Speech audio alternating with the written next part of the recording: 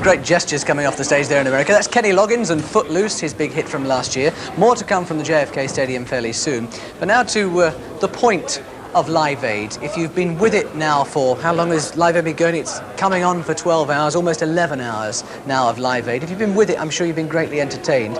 But we mustn't forget what it's all about. And with me here now at the nightclub in the West End is the man whose television pictures first shot the world into action, first shot Bob Geldof into action last October. Now, it's not Michael Burke, the BBC reporter. This is the man who was on the other side of the camera who actually shot the pictures. Mohammed Amin of Visnews, a very good evening to you. Thank you.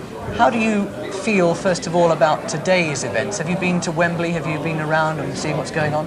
Well, I've seen most of it on television tonight. Well, in fact, most of the day today.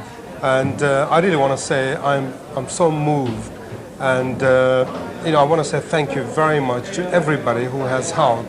And it's not, I'm saying this for what I had done initially to produce the pictures, but really the people for whom this is being done out in the field. I have been visiting many of those camps again, and they're all extremely, extremely grateful, and they all know that this is happening.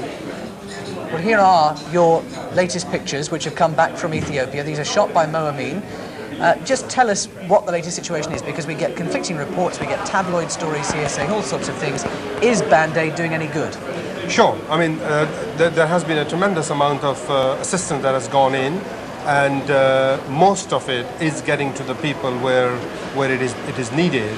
I have been going back to the camp since the original pictures last October. I've been back several times, and in the process I have seen food is getting to the people in areas where the country is not accessible by road or by trucks. There are airdrops being done. So there is a lot of food that is getting to the people.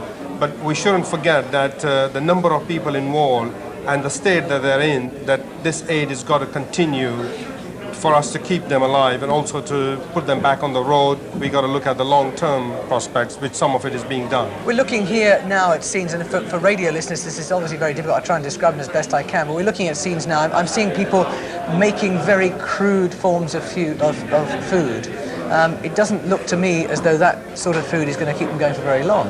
Well, if you had seen what the situation was last October, there was none of this food there at all. I mean, now you see, in addition to the food and all that, you see schools there. And this is in Mekelle, where 8 months ago people were dying and children were unable to walk. They were unable to feed themselves.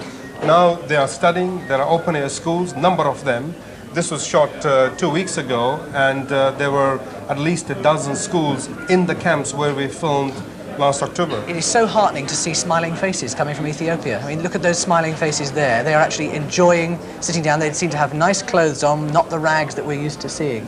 And it does look as though some good is being done. Did you ever think, when you shot that original piece of videotape, that you would have so much effect? No, not at all. I had no idea that it would create that kind of impact. I mean, when I was shooting the story, I knew that this is gonna wake a lot of people up to the problem.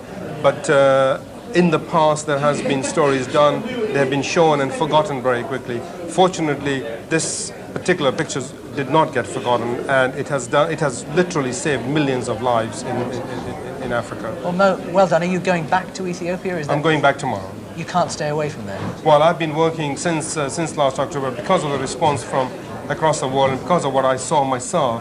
I felt that we got to continue to film the story and to remind the people what is being done and what should be done and what more is needed to be done. Well, let's hope that we continue to see continually improving situation there in Ethiopia. But thank you for dropping in here tonight. We'll see you again later on. Thank you very much again, and thank you for everybody who has helped. Thank you. That's Mohammed Amin of Visnews, the man who shot those original pictures that shocked the world back in October '84.